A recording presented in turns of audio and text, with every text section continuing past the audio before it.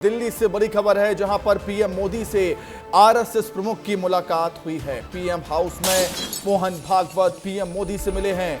पहलगाम में हुए आतंकी हमले पर चर्चा हुई है। इस मीटिंग में सूत्रों के हवाले से बड़ी खबर आपको बता रहे हैं हम। हाई लेवल मीटिंग के बाद ये मुलाकात हुई। पहले हाई लेवल मीटिंग हुई थी पीएम आवास में, जिसमें रक्षा मंत्री थे, सीडीएस थे, एनएसए थे, और उस मीटिंग के बाद मोहन भागवत, आरएसएस प्रमुख मोहन भागवत पीएम मोदी से मिलने के लिए पहुंचे। पीएम मोदी सेना को छूट दे चुके हैं, खुली छूट दे चुके हैं, मतलब फ्री हैंड दे चुके हैं सेना को। टारगेट एक्शन की छूट मिल चुकी है सेना को, समय की भी छूट मिल चुकी है। सेना पर सब कुछ छोड़ दिया है प्रधानमंत्री नरेंद्र मोदी। उसके बाद आरएसएस प्रमुख मोहन भागवत से पीएम मोदी की मुलाकात होती है। मुलाकात हुई, क्या बात हुई, ये सभी के जहन में सवाल है। लेकिन जाहिर सी बात है, भागवत पीएम मोदी से मिले।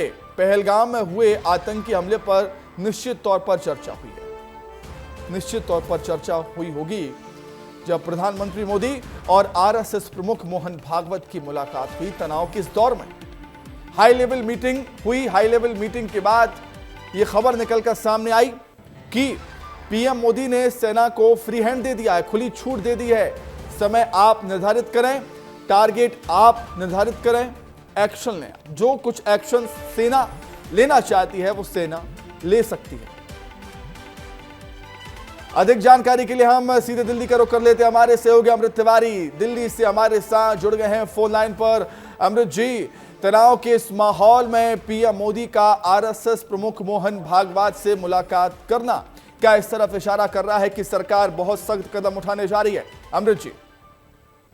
बिल्कुल सुमित, देखिए, यह जो बैठक थी पहली मर्तबा है जब आरएसएस प्रमुख सार्वजनिक रूप से प्रधानमंत्री आवास में उनसे मुलाकात करने पहुंचते हैं, और वो भी ठीक उसके बाद जब एक हाई लेवल की जो है सुरक्षा की बैठक होती है, जिसमें डिफेंस से जुड़े हुए सेना प्रमुख, तीनों सेना प्रमुख हैं, एनएसए अजीत डोभाल हैं और रक्षा मंत्री हैं। इनकी बैठक के बाद जो है मोहन भागवत, जो कि राष्ट्रीय स्वयंसेवक के अध्यक्ष हैं, वो पहुंचते हैं, और इनके बीच जो बैठक है वो भी तकरीबन 1.5 घंटे तक चलती है।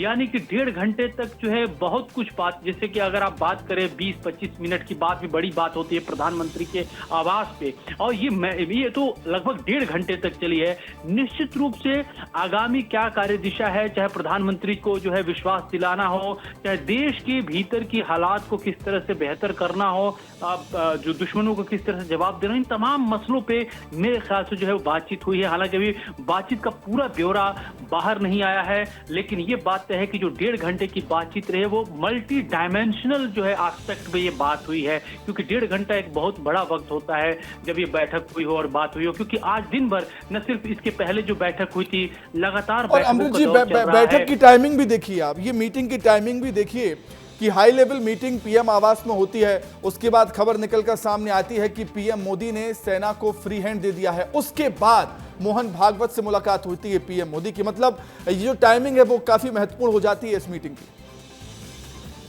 जी बिल्कुल महत्वपूर्ण हो जाती है, क्योंकि मोहन भागवत आरएसएस राष्ट्रीय स्वयंसेवक संघ जो है वो, आप उसको एक ऑर्गेनाइजेशन की तरफ मत देखिए।